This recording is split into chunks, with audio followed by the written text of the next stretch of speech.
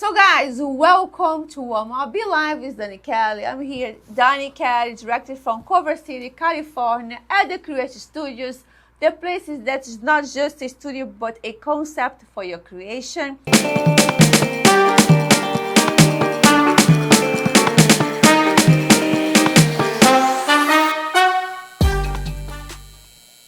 Today we have a wonderful guest, talent, high energy. I love him, and especially because he makes me feel good, literally. Go on. He is a sunshine. Every time I see him, he has a big smile, big presence. And one day I asked him, can I follow you on Instagram? He said, yeah, of course. So when I saw him Instagram page, I'm like, no. Hold on. You have to come to the podcast. He's like, yeah, go. Like, I can't believe it. So, short story. I checked him and his profile, his bio, and you don't know. You never know. In LA, I can't tell that in LA, you never know who we're going to be cross, right? Mm-hmm. So it's just a big surprise. Today I have Jay Donnell with me. Music, Jay. Thank you for having me. You're welcome, Jay. No, I'm surprised and at the same time honored to have you here. Oh, thank you. This is fun. We've not really spoken outside of how we met, so. No. So let me tell you guys how I met Jay. I love gym. I love workout. Mm-hmm. Since I'm a dancer, I have to be always going, right. Active. So I signed up for a gym in Porter Ranch called Motivated, just like because I wanted the bike to change my routine. So I walk into this place and I see this guy, so fun, so nice, so sweet. Loud. And Laurie, like, oh, Daniela, you know our names. Knowing LA is really like, I know, like people are so fast. People don't even care much about it. Yeah. Don't they get personal? And he's like, yeah, your name, Daniela, your shoes on the bike. I'm like, what? I remember the first time you're like, you remember my name? I'm you like, yeah, I see you every week. I should. Yes. And then the gym is amazing. I love Motivated. Okay, give me free next month. Okay, I give a free. Motivate Cycle Club, Porter Ranch. Yeah, Porter Ranch. And he's our instructor, so his class is amazing. I love your class. And we go in like tired and leave with a full of energy. And also tired, but lost maybe 1 or 2 pounds of that in our sessions for sure. And he's wonderful. I strongly recommend you guys to follow Jay Donnell for everything, not only for the gym, but life lessons. Life lessons, spirituality, and also watch his movies. He has the latest one. He's just fresh. Ooh. Just finished now. Just wrap up their full feature horror and comedy film, Horrified. Are you going to tell us about Horrified? I can tell you a little bit about it. It's great. It was written and directed by Michael Zara, someone I've known for a few years. And it's kind of his dream come true. And this takes place, it's great. I mean, it's hard to think of a concept that hasn't been done, especially in horror, but it takes place at a horror convention. It stars Julie Benz, if you know her from Buffy and Dexter, Busy Phillips from Mean Girls, Ron Perlman, Jim Rash. Huge cast. Yeah, it takes place at a horror convention. Julie plays a scream queen, and she comes back to the circuit convention, and then one of the killers from her franchise, Hellhog, someone puts on the mask and starts going around the convention and killing people. And the wild thing is, if you've ever been to like any convention, it's scary. Like Huge. It could happen. There's so much going on. There's people dressed up. Everyone looks a little off a little bit. So you can see like, you know, how something like this could happen. And it's a good time. It's funny. And it's gory, and it was a blast. They're still filming, for I think another couple weeks, but yeah, I was out there for a week and I can't wait to watch. I don't want to give any spoilers, so you'll have to wait for. I was about to ask you. So you got killed first? No. This time, No, the black this guy does time. not go first. I don't know who goes first. They hold you. Do I even die? I don't know. No, Maybe I we make don't it know. to the end. Oh, You'll never know. see, I tried to go the spider. He was fast. He's fast. No. He's You gotta buy that ticket. He's so I fast. can I eat. will. I will. So, but so talk about. Let's go back to the past. Okay. Let's go to the It's like the therapy time. Yeah, now we bring like everything, therapy, talking. We'll bring I'll it be down. live.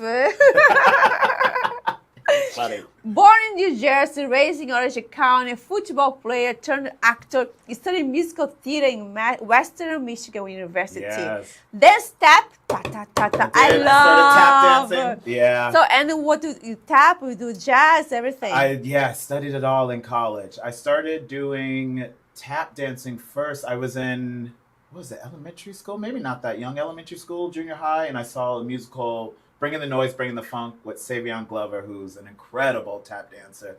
And it was playing out in LA. Back then it was the Schubert Theater before it was the Amundsen.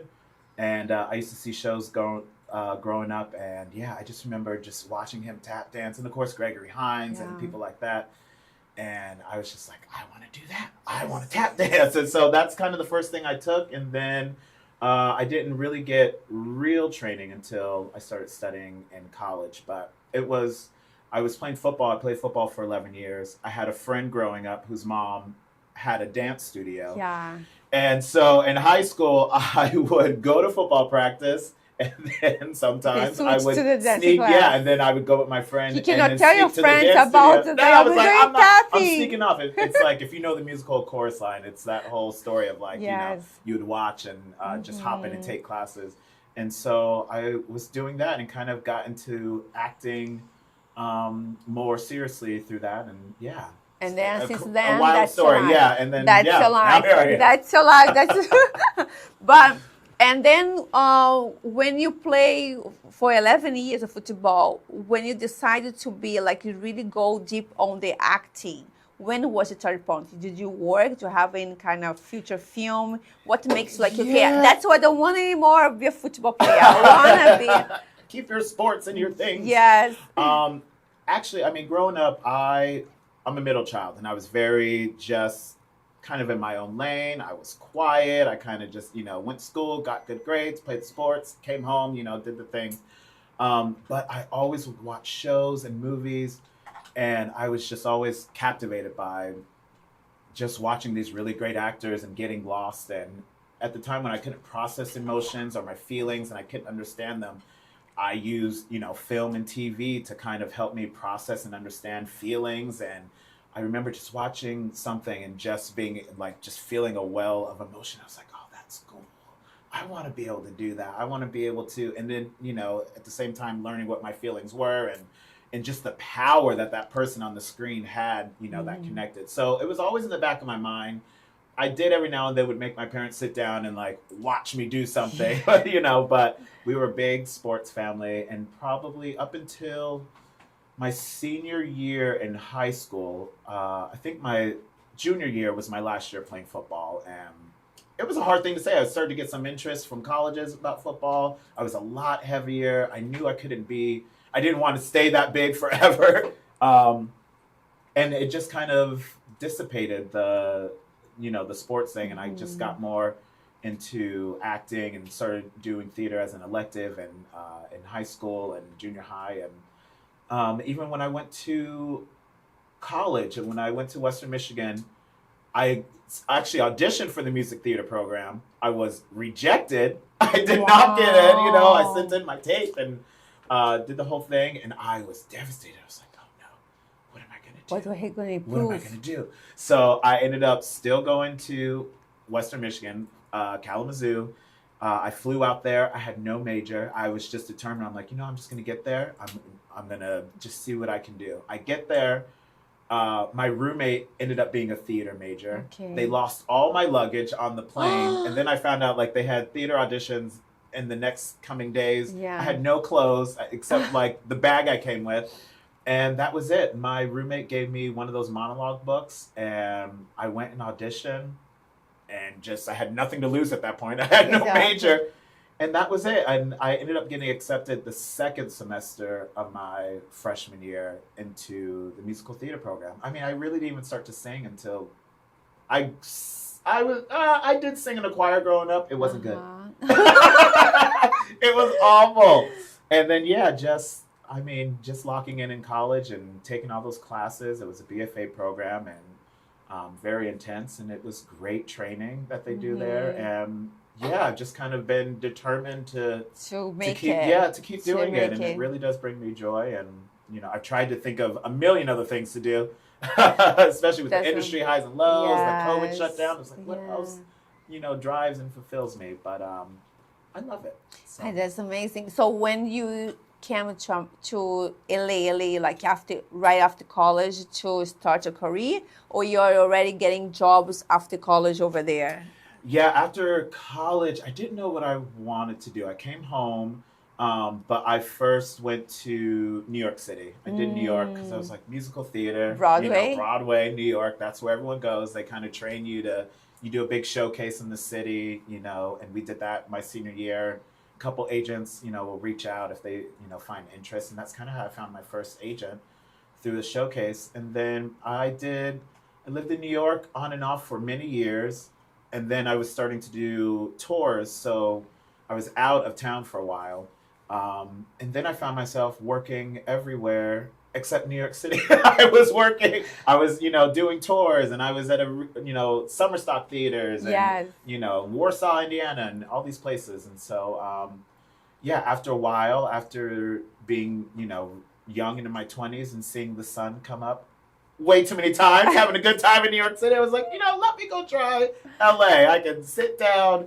And at that time, LA was booming with all of these regional theaters. There was South Bay, and of course Pasadena's still here, and just so many, Fullerton, Cielo, so many great theaters were around at the time. So yeah, I kind of used that to network and get to know all the theaters. I was still non-equity at that time, not in the union, and just had a goal. I'm like, I'm gonna hit all these theaters. And by the time I get my equity card, I'm gonna have a relationship with these theaters, and then I can get work. And so yeah, I did New York, and then I've been out here now, 15, 20 years. It's wild to say, especially since I'm only 25. You're so young. You have a lot of time ahead of you. Oh, gosh. Oh, my God. So tell me, how was the experience to go on tour on Miss Saigon, Once on the Island, and The Color Purple? What was the lessons from that? Because it's a big, big place. Yeah. So important. So from that, I believe college is very important. But once you're there on the stage, you can only learn so much in school. Yeah, I mean, all the things that you were a dancer, you can get all the training and the foundation, but the stage is the stage. Yeah, you have to learn on your feet. I remember Miss Saigon. I went in, and I was just out of college, and I got that tour. I was actually about to leave New York City. I had just been auditioning. I was running out of money. I was 22, 23. And I was like, I don't know what I'm going to do. And I auditioned for that. I was sick. I remember I wasn't even going to go. And I just like, just go. You're on your way home. And then I forgot about it. And I was about to leave the city. And a friend of mine who was working in the office at my college, the casting director had called my college because they were trying to find me because I was so green. I didn't put any contact information on my resume. I just went with a picture, and they couldn't get a hold of me. And so I get a call from my friend who was still in Kalamazoo. And yeah, that's how I kind of ended up there. And I learned everything. That first tour is like, shot out of a cannon. Wow. And I went in as a replacement. So the tour had been going on for 6 months already. And when you go in as a replacement, you have to learn the show that's already, happening. Yes. So I was in a room with the dance captain and a couple of people just learning the show. And then, they would feed me into the show as I learned the numbers each night, which is wild. And yeah, it was just, I learned everything. I think my first night on stage, I slipped into a pool of water. You learn how to get up and recover and, and just kind of all the ins and outs. And you learn a lot on the road. You're by yourself. You're, if you choose to live by yourself, if you don't have a roommate. And then being that young, it just forced me to grow up. And I think that first tour, I I had just lost an agent because I wasn't working. And so Miss Saigon, I had to learn how to advocate for myself, ask for what I need. I had to negotiate my own contracts. Oh, that's hard. Yeah, it's when you're like 23 hard. and you're like scared to lose a you job, don't you're like, know. can I please have $10 more? You know, I just want to make more money this year.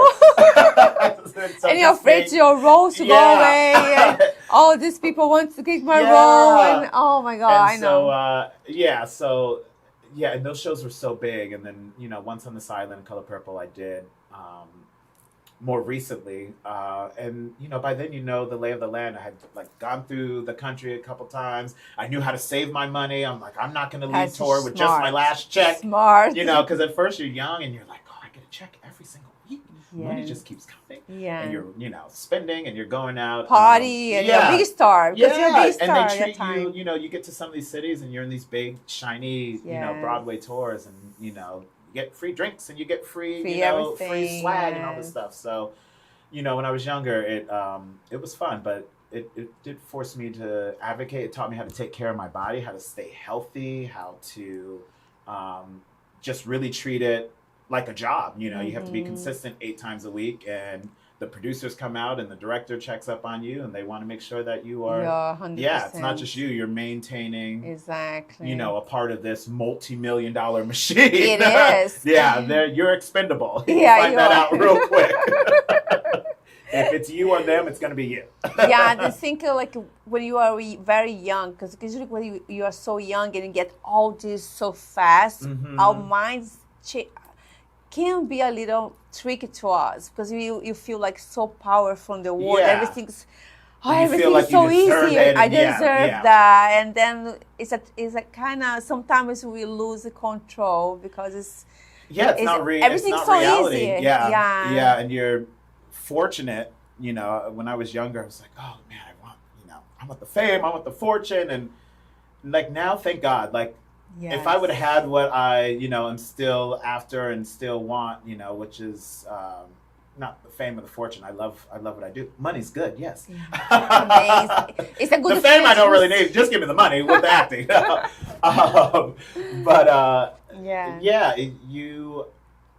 I think if you're blessed enough to keep working, you have longevity in this career. I think, you know, you start to enjoy those fruits a little more. I think if I had gotten everything I'd wanted at 20 years old, you know, I probably would have been a Britney Spears too, shaved my head and like, you know, driving down the street or, you know what I mean? So, I'm liking the unfolding of my life now. Yeah, I believe like when you have it's kind of tricky. It's very hard to go through because when you have everything easily young and then you stop, everything stopping. I was talking to another friend before. Everything stopped and you're like, what is going on? What I did? And you start to feel like, oh my God, what is this? Yeah. And you don't know even how to step. No, you're just like, it's like you were in a coma, like in a, a fever dream. Exactly. like, what happened? what did I do? Who was that? Right?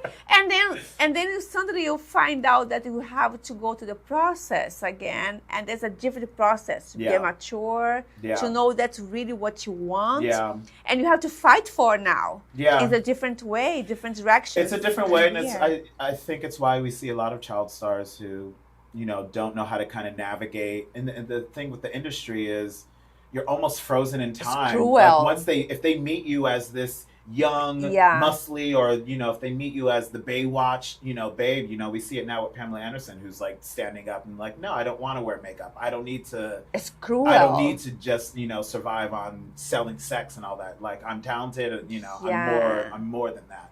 And you just get, Hollywood just likes to keep you that way. So, you know, it's hard for people to transition out of being. It's just hard. Yeah, it's hard. I know, because people say, oh, I remember you from years ago. I'm like, oh my God, I'm trying to. You're like, I'm not the same person.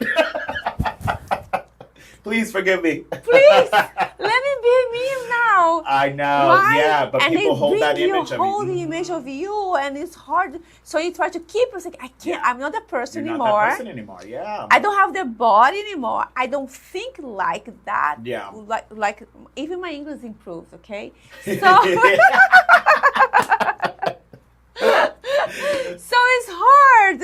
to compare. Even imagine the big stars. Yeah. Like now it's a huge change. Yeah, and the Hollywood in the industry, I mean, it's show business. It's in the title of what we do. They want to see it. It's in the title. And we try to fight that, and I think we are in a different time as far as, I think there's much more body positivity. Yes. I think more people are advocating for themselves. Yes. And I think a lot people are okay with saying no and walking away from certain things. And mental health awareness. Yeah, it does take a while, and it's an unlearning. I still go through that, even if there's an audition comes in, talking to my managers or agents, and I'm like, I have a hard time saying no sometimes. You think like, oh, if I say no, I'm difficult, or this casting director is not going to bring me in, or, but also now I'm trying to get out of that people pleasing of always saying yes all the time, that now when I say no, I'm like, no is a complete sentence. We've all heard it. Totally understand. And then people, that informs people how to treat you once you start saying no and putting those boundaries and carving your career. It is still your career. Because when you're young, you're like so happy. Yeah, I do everything. And so people get used to that, and then they try to get you more and more the easy way, or sometimes not even pay as much. And then and it's you grow, you want to raise the bar. Yeah, and a lot of things in our industry is kind of held over your head, especially for actors. We're like, well, if you don't do this, there's a line of actors who are going to do it. Exactly. And, that's torture. And, certain things you can. And being a black man in this industry, a lot of the auditions that come are, are stereotypical, or, they still want, the black guys to be the thugs or the bad ones and all these things. And for me, that's not who I am, just character-wise. Exactly. And, but a lot of those things, they'll see my picture and stuff on paper and bring me in, and, and a lot of times I say no. I'm finding that with theater as well. Theater is not moving as quickly as some of the new content we're getting and streaming and things like that. And, a lot of our plays are still keeping us telling these same stories. Exactly. And not imagining or not looking at the world how it looks like now. The position, the role, like you modify, change, and accommodate according to what we are doing right now. Yeah. And I see this a lot. And we are talking before. I have a friend of mine who just walked out. He say, I'm producing my own movie so I can play my role. Yeah. I say, yeah, so you create your content. You create your content. Yes, I want to be in the movie, so I'm writing the movie so I can play and be on the role. Yeah. Because otherwise, with my accent, with my background, nobody's going to hire What you me. see, I mean, a lot of the shows that are out now are that way. You see people creating their own things. You have the Issa Raes creating their own lanes and writing these stories, and you're seeing more of this stuff happening, which is exciting. I think after the pandemic and then just the strikes and navigating all this stuff, I think that we've lost so much in this industry. I think that now people are not afraid to say no, are not afraid to wait a little longer because of the things we've been through in these past couple of years. I think we've all known what it is to not work, to not have those checks coming in, and that now people are realizing, it's more than that. It's about them. It's about like I can create, I can put myself out there, and I can show the world what I'm capable to. I think that's good, because otherwise you're gonna be holding back the few only on the industry could work. Now everybody's working. I see a lot of more productions than before. I don't know. I might be wrong, but I mean, it's still struggling to get back. But there's more movement. A lot of it is not properly in LA. Exactly. Even the film I just did, was in Oklahoma and all these other hubs around the country. But it's an interesting time, to say the very least. It's true. But you think like auditions and productions are getting better, back on track after all the strikes you had, or people are just? I think things are coming back. I think the volume is way down. You're not being called in as much. And I think because across all lanes of the industry, everyone's been affected. So you have these mega stars Yes. who, you know, we used to see in maybe 2-3 films a year, or, you know, have shows that are now doing, you know, guest stars and are now doing these, you know, TV stints, shows. and now doing commercials that, you know, once upon a time people used to look at commercials like, oh, I know Yeah, it's and true. now they're doing commercials, you know. Even studios are now, they are not on the same good time for them because they make smaller studios. Yeah, and they're making smaller studios, and also it's odd that not many people are working, but at the same time, so much content is still coming out. Exactly. Just about every week, there's, you know, which is great, and we're seeing new stories and new faces even are on these shows. But you know, when you watch a show, I was binging some show, and I was like, man, each episode only 3 or 4 people speak. You know, so gone are the larger ensemble, you know, kind of things. Like Abbott Elementary, I feel like was the last kind of show to get in that lane, you know, and it's great, and it's amazing to have ensemble shows like that. But yeah, they're scaling down. So though we have a lot of new shows, there's, you know, maybe 3 or 4 people, and then the rest kind of pop in you know, one-liners, and even still a lot of that is being shot out of the country. A lot of things shoot in Spain I see or that, in Canada, or, you know. I see that. I get an impression that like Netflix, Amazon Prime, all those, they have a lot of content, a lot of shows, but most of them come from another part of the globe. Yeah. But it's good because you can see another artist or another actor, another talent. The exchange, because in Brazil, I grew up watching American culture, right? All the movies you have was from US. Yeah. So we start to get a passion because we learned since small that US is the best. Because to the movies like it's always like the American culture, the music, how you dress, how you eat.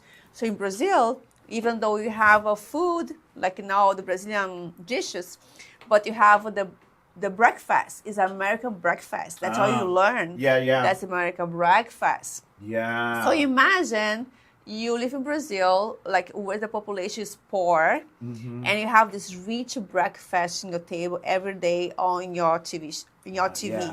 So you know, it's the exchange. You didn't have that a lot of all of the cultures to bring in, but you have the U.S. But now we have all those cultures and movies from everywhere, so you can see. It's not the same. Yeah. But now, after how many years? Like 50 years, right?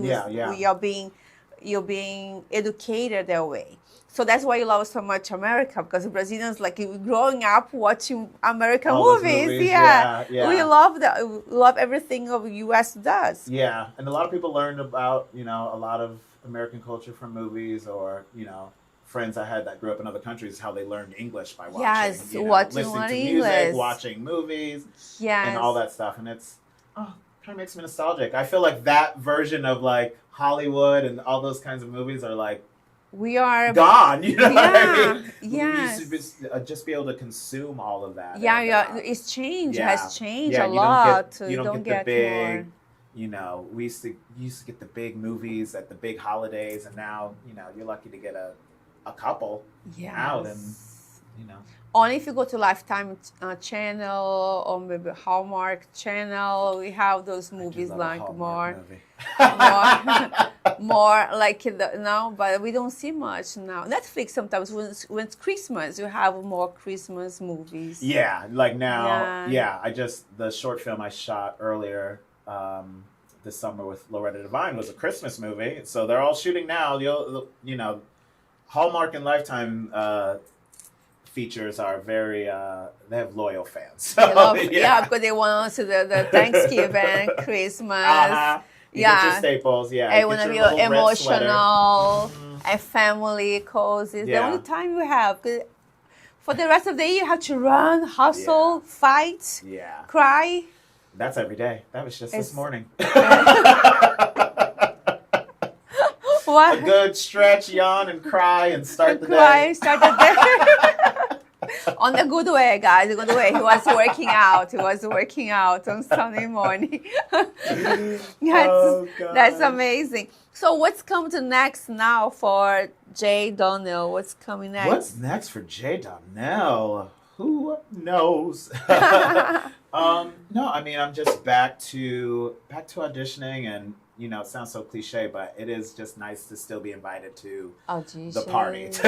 So I'm very grateful for that. I'm grateful for, you know, my managers and agents that, you know, believe in me, and it's a hard time. You know, a lot of businesses are closing, and you know, so now more than ever, just having people around me that believe in me when I don't on those days, it's been great. So just back to auditioning and waiting to hear about some projects, and then just, you know, living in the surprise of it all.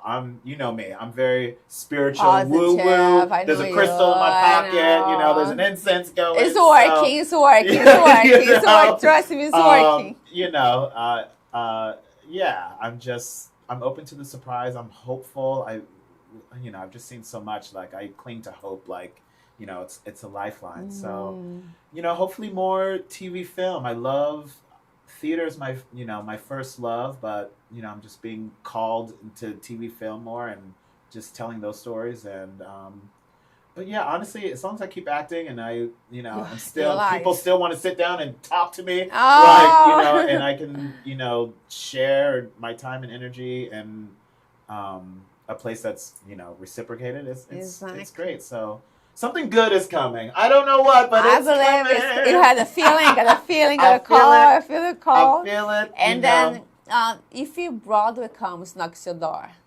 would you go? I mean, yes, but because the theater environment is different from film and TV. Yeah, I mean, I say yes with a laugh because musicals are hard. Yeah, that's what I'm saying. With in all the aspects. It is psychological, physical, everything. Yeah, and it's you give it a lot. You give a lot, and you're just firing. I think when people watch a musical, they're entertained. Of course, you listen to the voices and the costumes, but you don't know what happened the backstage. You don't know what happened. You don't know what's going. You know, you could be in a scene, and I can be singing with you, but I'm also like, I'm keeping an eye on the conductor to make sure I'm in time. Oh, someone just walked in late. Well, where's that person going? Oh my gosh, I know that prop's not going to come up. I forgot to put that. You know, you're thinking of all these things while I'm singing, you know, a song. So it does.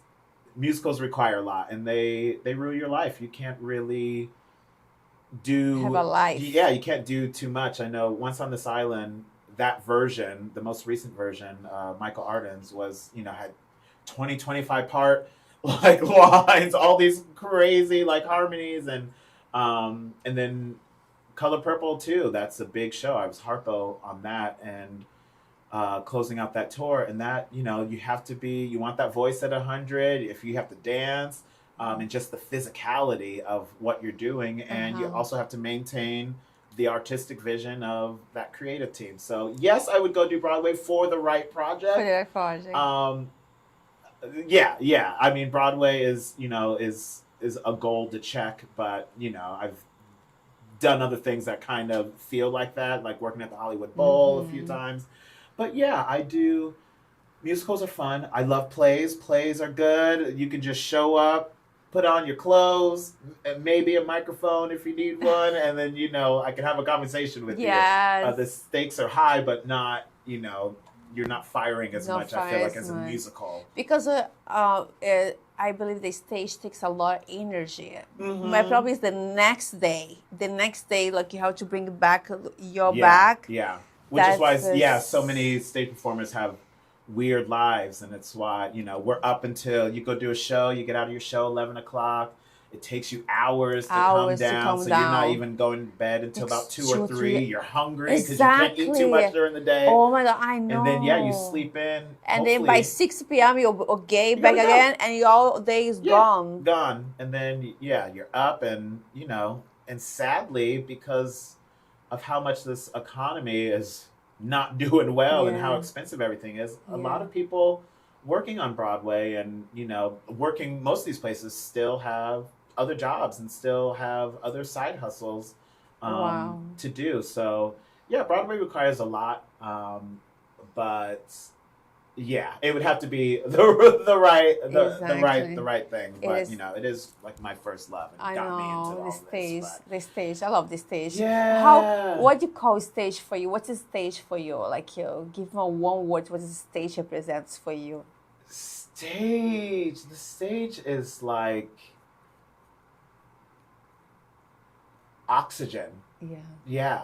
I mean, I just, as big and like scary it can be, I feel so at home. Just being able to slip into like another skin, tell another story, and just that active engagement. I think it's how, I feel like even teaching, when I teach, cycling classes, I love, you can plan out what you're going to do, but it's that interaction, that real time. I can, based on what the audience is going to, maybe they may not laugh hard, or they might be a little too, tired and drunk after, working all day on a Thursday to come see your show. So, but also I just feel it's been therapeutic too, I guess. But there's something about that live interaction, and that it is just a moment of time in that theater for those 2 to 3 hours that just those people get to experience. And you don't feel that, on a TV or film set. You can, if you mess it up, you can cut and go back, and you can do the same scene 50, 100 times,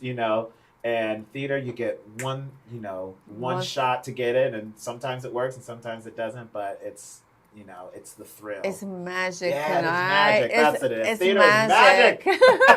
Protect the arts. Yes, because I know when you go to the stage and you just look at it, I usually don't look people. I just look at the one point. I was trained like this, but it's like some kind of energy on theater that like sucks on you. Yeah. But the next day I'm done. The next day I'm like, I'm dead. But that moment is unique. It's just you there. It's just like a single divine. It's a divine presence, I believe, in theater.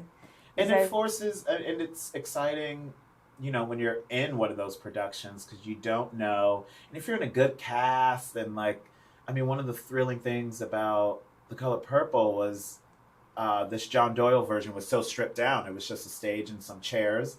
And that's all you could, you weren't hiding behind big sets. Most of us had one costume, and it was just your voice and, acting and all that stuff.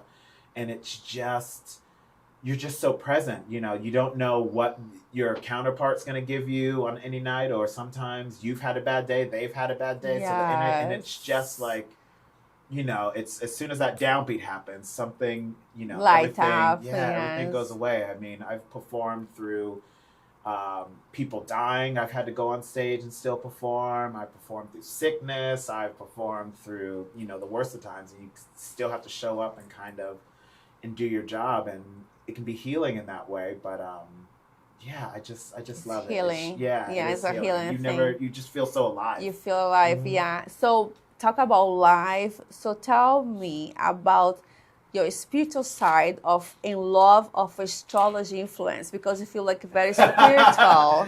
I'm a Pisces. Do you use this to prepare for your role before, like the spiritual side, and for every day, like in this special moment? I grew up, just like most Black people in the Baptist church. I grew up in church. I was in church, singing in the choir. We were, there 6-7 days a week. My parents are, they were deacons and deaconesses, and I was in the choir. We were ushers. We were vacation Bible school. So I had the foundation, but I kind of have found my way around, spirituality, and especially growing up and figuring out what it is in my life. And it's just, it gives me something to come back to. It gives me something to just keep hoping and, believing in, whether you believe in God or something. I think it's great to believe in something that's bigger than you, that, makes you want to feel, makes you want to show up a certain way. I think I've always been a spiritual woo-woo person. I think the LA part got me into the crystals, and and I love it. I love an incense, but I'm just very energy driven, which is Yes. how we kind of connected. Yes. You know, you come in with a smile all the time, and you Yes. see me in the studio, I'm just a Like, muppet. Like, yeah, buddies. I know which planet you came from. Maybe the same planet. yeah, and you know, I've been through a lot. I've survived near death. I've seen a lot of things. And so I think when you have gone through some stuff, you know, and you're blessed enough to make it through, if you're lucky and fortunate enough to be able to look at it in a different way and kind of appreciate that thing. And it, I just realized the older you get, everything is energy. Everything is an exchange, and that's why some people don't match my energy, and we're no longer friends, or we're no longer together, or whatever the case is. But the right people, I think, find you, and it's all divine timing. All this is divine. Is divine. Divine timing. And, Yeah. who would have known that you walking into a class, now we're sitting here, and Exactly. now we're getting to know each other, and it's great. It's great. divine time, Yeah. and then when you go through things, it's good for just check back and come back strong. I believe this, come back strong and wiser is stronger. Like the song, wiser is stronger. Yeah. And believe in things that happens for a reason. Yeah, I think we're all here to grow and learn, and to leave this place a little better if we can, and just I think humans have made this experience very complicated. I think we should be able to leave each other alone. Yeah. Like, can you pay your bills? Can you be healthy? Like, do what you got to do. Contribute, to society. Like, It's true. and we've made it so difficult. And I'm like, I think our assignment's a little easier here. But yeah, it is all energy, and I think it takes too much work to walk around with hate and someone who's struggled with depression most of my life, and anxiety, and I've been in the darkness, I've survived suicide attempts and all that stuff, so now it's just appreciation, gratitude for what you have now. I totally I'm your team. I understand that. I understand. Yes. Welcome to the team. I'll get you a hat. I totally understand. I know, friend. Okay, so I want to do a quick fire round with you for some questions. Gonna be easy. I'm easy. I'm not that difficult, right? No. You hesitated, Derek. Let's go, guys. Some questions for Jay. Okay. Favorite city to perform in? Oh my gosh, just like that? Yes. You know what was fun? I will say, God, I feel like I should say LA, but Chicago is fun. Chicago is fun. Yeah, the theaters, right? The theaters. But LA, I love you. I love you, LA. You love LA. Your favorite role you have played? Ooh, I have two. Okay, just one. Oh, no, okay. Let him I'll do a musical and a play. Okay. So Cole House Walker in Ragtime, which is like one of my favorite musicals. And I just did a play called The Inheritance at the Geffen a couple of years ago, which is a 7-hour play. Wow. And I got to play this doctor, and the script is just intense. Incredible that Matthew Lopez wrote. So, those two kind of stick out in my mind. Oh, cool. Mm-hmm. Okay, so favorite song to sing on stage? Ooh. But you have to sing. But I have to sing! Oh my gosh! Let's see. I've been singing. The Impossible Dream. Okay. To dream the impossible dream, to fight the unbeatable foe, to bear with unbearable sorrow, to run where the brave dare not go. Very nice. Not more. Oh, class, come on, Derek. Come on, thank you. Come on, Derek. That one was free. That's it's free, you see? Free. Try the veal. Love it. So the biggest audition misshape you haven't turned into a moment of growth. Like the audition that you misshape, but you have turned into a moment of growth. trying. I feel like every job I didn't get, every job That's a is good like, tour. I feel. I was talking to a friend and we were like laughing, and she was like, "Man, I nailed this audition. And I'm still waiting to get the call, and it was like years ago." It's just like you're like maybe they'll pick it up and come back around. I'm trying to. There's nothing really wild. I mean, there are a lot of. I think a lot of the projects that just if they miss me, I try to use as growth. I'm like, you know what? Okay, it wasn't for me. It wasn't for me. It hurts, but Hurts. But just about all of them. I believe when we are in this line of being actor, dancers, anything that you have to be audition, be proved our talent, how worthy we are, rejection is a big trigger part of this industry. Rejection is the worth, I believe in. Yeah, it takes a while to get used to, and especially when you're younger, and some people have no home training, so you can lose a job and just the words are like daggers. It's like, no, because X, Y, I've been told I've been too fat, I've been to this, I've been not black enough, I've been too black for this, I've been told all those things, and it's like, who am I? I think so many people try to tell you who you are and who you aren't around here. I've been there too. I wasn't dark enough or black enough, or my skin wasn't black, but I am black, but I'm not black. But I'm not black for the role, but I'm black. But I don't understand what's being black is black. Yeah. But we're also trying to explain it to a room full of people who don't look like us and have kind of ideas in their head of, what's black enough and what's, so it's layered. Layers, it's thick. Jay, thank you so much for the wonderful interview. This talk is having been so fun. But tell me about the future. What you think about AI productions? What's going on with us? Just kidding. They're erasing our talent. It's it's a hard one. You know what I mean? It's already here. I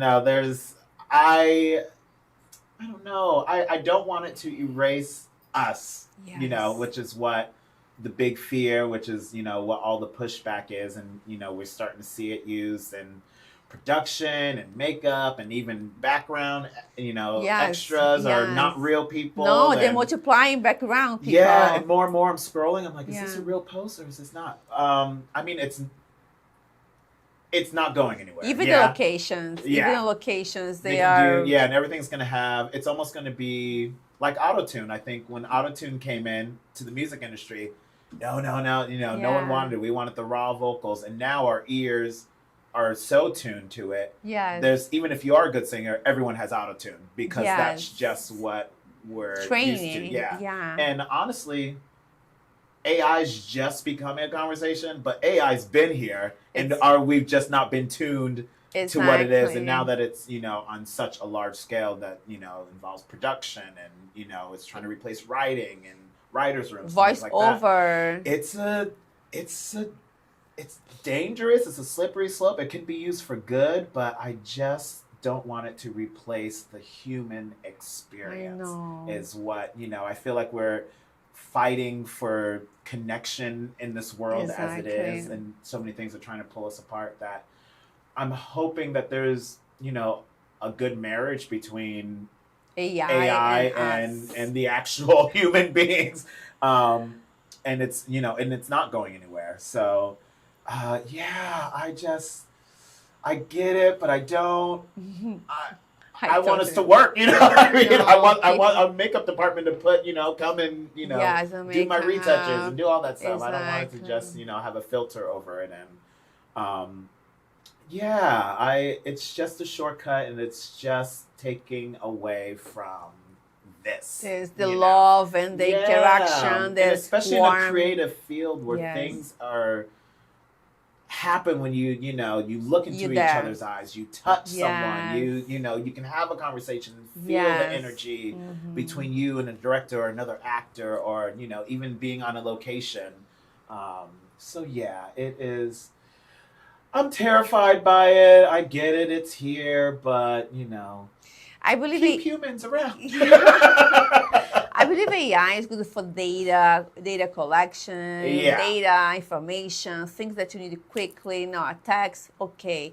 But for talent, human interaction, human beings, and and it could be, that's not replaceable. No. And it's good for certain things like that, like data and stuff like that. But man, it's wild. I did this reading years ago at UCLA, and the woman that wrote it was about AI companionship. And so it was, and she was this world-renowned surgeon. She had, I think, done like the first major liver, I'm not gonna even try to get into it, but she, and she started writing this musical about what it would be like for humans to have connections with inanimate objects that they could put AI technology. So like your teddy bears or your stuffed animals are actually become your companions. And just hearing her talk about how she's like, AI's been around for decades and decades and decades. We've used it to like perfect surgeries in other countries. We've been doing it. And that was kind of like the first conversation I heard about it. And that was maybe 5-6 years ago. And now we're like in this storm of it. Yes. So yeah, I think it's not going anywhere. We got to get familiar with it, but I think we can still advocate for yes, okay. the human experience. Thank you. You still have a hope for talent. Hope. You still have hope. Cling to it. Yes. Give us some advice for young, aspiring actors now that we want to try to go on stage, to be on movies. What advice you give to them? Go do something else. Just kidding. No. Honestly, and then they say it all the time, if you can think of doing something else, go do something else. And that's true to an extent because of the rejection or whatever it is. But I think it's one of the things I love. If it's your calling, it'll keep calling you. So I feel, learn as much about it yourself as you can. Learn what makes you unique. Learn what your superpower is. Study and see what's going on out there, and then what's your take, on that. I see. And just, you have so much power at your fingertips, that we didn't have not even 10 years ago. Now, just in the palm of your hand, you have the world. So to be able to learn from other actors, from other industries, to research and find these things, it's a tough industry. And, as we talked about earlier, everyone's going to tell you who you are. And I think the quicker, most of us spend so much time listening to people tell us who we are, and that by the time, you get to your 30s and your 40s and beyond, you're like, you're trying to gain that time back. So to people just starting out, like, it's okay to be different. That is going to be your thing. I mean, for so long, I was going to close the gap in my mouth. And then I got older, and everyone was like, that's your thing. Like, your smile is great. I love that little gap. That gives you, that thing. And, forever that, I was like, no, I'm not good looking enough. I'm not handsome enough. But yeah, I say learn who you are. Be okay with being different.